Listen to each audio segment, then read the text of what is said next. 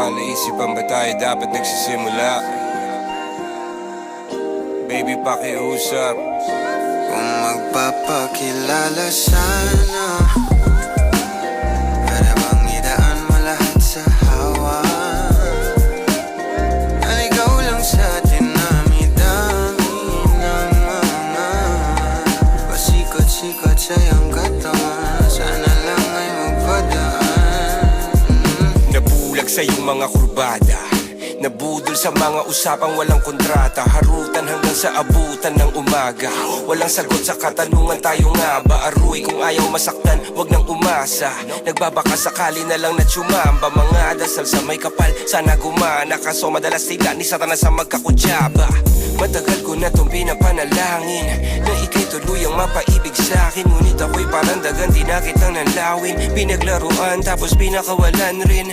Tinigay tahimik, isip ay malalim. Hirap lang basahin, tila babaybayin. Sarili kong lingwahe ng pag-ibig ay pag-amin. Ikaw ginawa mong sining ang pagiging sinungaling. Kung magpapakilala sana, para bang idaan mo lahat sa hawa.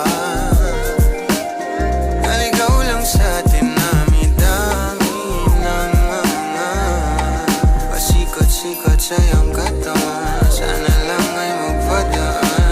Ano ba talaga tayo?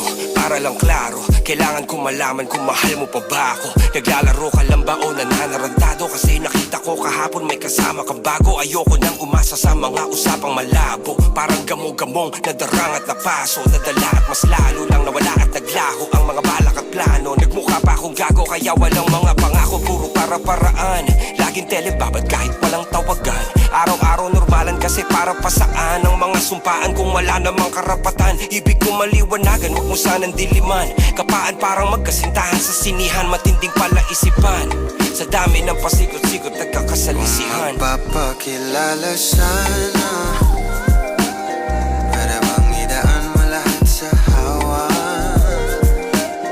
Naligaw lang sa dinami-dami ng mga pasikot-sikot sa iyong katawan. Sana lang ay magpadaan.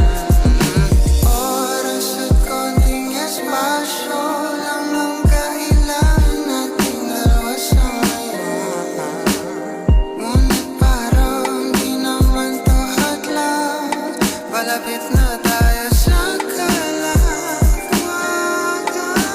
May dalawang magkasintahan sa takas ng bundok. Nagkasundong tapusin ang buhay nilang malungkot. Hindi na masaya sa kama, hanap na ituldok. Usapan ay sabay silang tatalon sa tuktok. Sabi niya, magtiwala ka lang sa akin, mahal ko. Talon tayo ng sabay, pagbilang ko ng 3. Kaso lang, ang problema, pagkatapos niyang bumilang, siya lang ang tumalon. Si babae nagpaiwan, habang nakatingin sa kanya nakangiti lang. Ngunit biglang nagulat ang babae nang nakitang nakangiti din si lalaki habang pababa siya. Sabay biglang bukanan ng buhalang para kaida.